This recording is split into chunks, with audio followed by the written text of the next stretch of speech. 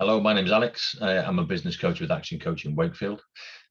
This video is just a real quick introduction into part of our 6 steps, one of our steps called niche, which is the second step, which essentially focuses on marketing and developing marketing plans and looking at what marketing you're doing to drive the business forward. This is a real simple share in terms of measuring the right things and what things you need to be looking at. I'm going to share a quick screen and then I'll be able to kind of talk you through this section. So what we look at in niche is we look at 5 proven ways to increase your profits or 5 proven ways to increase your business. Now, most businesses, when we talk to them, they can tell us a couple of things. What they'll be able to do, the things that are highlighted in red there, are often the things that customers will know or businesses will know about their company. So they'll know how many customers they have, and they'll definitely know what the revenue is. And often, more often than not, people will be able to tell us what the profit in the business is as well. However, the downside of these is those 3 areas are actually all outcomes of the business, not necessarily things that you can drive forward. If you say, I want to drive some more businesses into the business, and just measuring the customers that come in might mean that you miss a trick and you miss some important numbers elsewhere. So what we look at is these 5 ways. So the 5 things that lead to those outputs or outcomes. So the first 2 are the number of leads and the conversion rate. So how many people are you actually communicating with? How many people are you telling about your business? And how many people are coming to you to buy product from you? And that's how you measure your leads. You can measure it in several different ways. You can measure what lead sources. Maybe you advertise well on social media. Maybe it's through networking. But it's really understanding where the leads are coming from, which means you can focus on those areas more. Once you can understand where the leads are coming from, what you can then look at is you can look at the conversion rates from those different lead sources.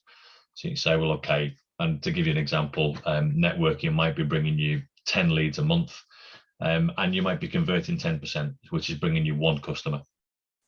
So instead of focusing on how many customers you have, it's focusing on where are the leads coming from, how many leads are coming in, and how good am I at converting those prospects or those potential customers into customers. Once you get the customers, the next thing to do is to start looking at driving the revenue. And again, there's 2 parts to driving the revenue. You take the customer number, you times that by the number of transactions they make over whatever period you're going to measure. Let's say you're measuring it over a year, but again, you could choose to measure that over a month or a week, depending on your business model, depending on how often the customers need to come back to you. So the number of transactions, and times that by the average spend or the average sale. Once you multiply those 3 things together, what then it will give you is the revenue. And then the last part of the 5 ways model is driving profits, and that's all about looking at profit margin. So the revenue times the profit margin ultimately is what brings out the revenue, and that's displayed as a percentage when we get into the numbers. So to put it some kind of context, I'm going to put some numbers to it so you can see it. So simple example, in this business, they have 4,000 leads per year. Their average conversion is 25%. So 4,000 leads across all of their different lead generation strategies. They convert at 25%, and that gives them 1,000 customers. Add some numbers into the transactions. 1,000 customers. The average person in this business spends twice a year, and on average, they're spending £100 a time, which gives you an overall revenue of £200,000. Take that then and times that out by the profit margin. So the margin on their product is 25%, which leaves them with a profit of £50,000 at the end of the year, in this example. What we encourage businesses to do initially is to spend a bit of time focusing on each of these 5 areas and look to get an increase in each one. Now, it can be as simple as an increase of as little as 10% in each one can lead to a massive change on the bottom line. So again, to give you an example, with a 10% increase, just spending a bit more time on strategy and a bit more time on planning and marketing to drive a 10% increase over the course of 12 months isn't necessarily a difficult task once you know what you're measuring and you test several different strategies. So to increase the leads by 10%, you go from 4,000 leads to 4,400 leads. So that's 400 leads extra over the course of this 12 months. Again, with the 10% increase, putting a bit of focus into conversion rates and whether that be scripting salespeople, whether that be looking at how you communicate your USP or guarantee to your client, to guarantee you've got more business coming your way. But again, a 10% increase on that would take it to 27.5%. Those two times together actually gives you an increase to customers of 210. So it gives you 1,210 customers over that period. Now, again, on to the next section, so the driving revenue part. Again, a couple of strategies that can help move those forward, a couple of things that will entice customers to bring them back, and you can easily get a small percentage increase or a small shift. So instead of 2 transactions per average customer, you're looking at 2.2, and the average sale of a £10 increase, whether that be through additional sales, whether that be through upselling, whatever particular strategy works for your business and works within your business. And that actually drives revenue. It drives a 46% increase to revenue. So just those incremental differences, those incremental changes in those 4 areas takes the revenue to 292,000 as opposed to 200.